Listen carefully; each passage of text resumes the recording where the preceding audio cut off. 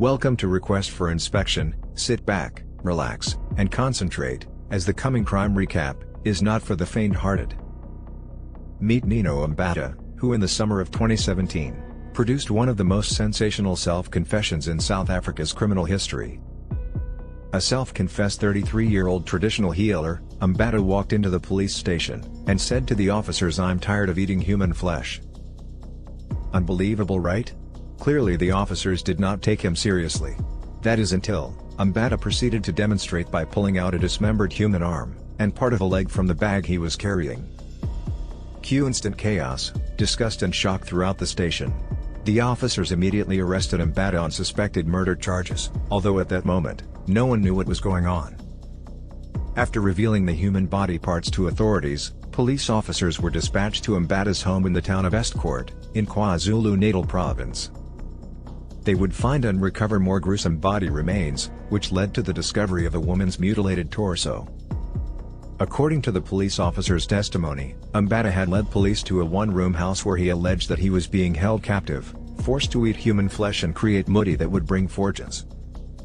The killing of people in South Africa, for their body parts to be used in muti, medicine, by witch doctors is not uncommon, and people with albinism are particularly at risk of so-called muti killings.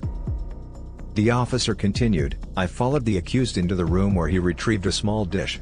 Inside the dish, I saw something shaped like an ear, and what appeared to be jaws." The officer also added that he picked up another bucket. Inside it appeared to have some bloody intestines in it. At this point the evidence pointed to Mbatha committing the atrocities, and there was no evidence that he was at any point being forced to carry out any of these rituals. The police investigation revealed that 3 men raped, killed and dismembered the female body, after which, they began consuming the flesh and body parts, whilst sharing some of the meat with neighbors. 3 murderous cannibals were initially arrested. Mbatha and another man named Nino Mbatha were the ones said to be the witch doctors, or traditional healers. It was in one of the men's house that police discovered 8 human ears in a cooking pot. This sent shivers through the Estcourt community, as it meant there were more victims. It was believed that Mbatha had approached Mbatha for some traditional medicine, or muti as it is known in South Africa. Mbatha apparently was seeking the medicine to obtain good fortune, at which point Mbatha suggested they capture a woman or child for the cause. Mbatha said that a woman or child was necessary because the ancestors insisted that blood needed to be spilled. At that point, Mbatha identified his target in 25-year-old Letshwayo. Mbatha allegedly carried out the murder with the assistance of Mbatha. There is no information on how they abducted, murdered or carried out the killing. All we know is they did so without a trace. Could they have been assisted by more people? How could no one witness the crime itself? After she was murdered, the prosecutors say that Letshwayo's body was dismembered and parts of her remains were used to make the traditional medicine, muti, that Mbatha practices. When this case surfaced, the Letshwayos were among about half a dozen families, who went to the police in Estcourt, to check whether their missing loved ones were victims in this cannibalism scandal. Zanele Letshwayo vanished on July 25, after heading for Pietermaritzburg to visit her grandmother, and had stopped to see relatives at Estcourt, 20 miles away en route. She never arrived at her intended final destination. Detectives said the alleged victim's mother, who had been contacted to acquire more information, was not overly concerned. At the same time, Letshwayo's cousin Nozifo Letshwayo heard that 4 men had been arrested in Estcourt for cannibalism. Nozifo, of Estcourt, phoned an aunt in Pietermaritzburg to check if Letshwayo was safe. When she was told she had never arrived, she said she was chilled to the spine. Nozifo, with tears in her eyes, said, "We went straight to the police. An officer asked us what Zanele had been wearing on the day she left home. I was so close to Zanele that I knew even the color of underwear she had on the day. She wore black leggings, a shirt and a bag in which she had stuffed her jeans. I gave the police officer this description and he asked us to wait." When the police officer returned, he carried into the room what Nozifo believes is the outfit Letshwayo had been wearing, and they were soaked in blood.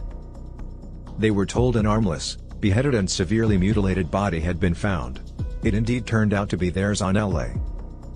Before his trial, Mbatha suddenly denied ever saying he ate human flesh, and so the prosecutors had to try his case as murder instead.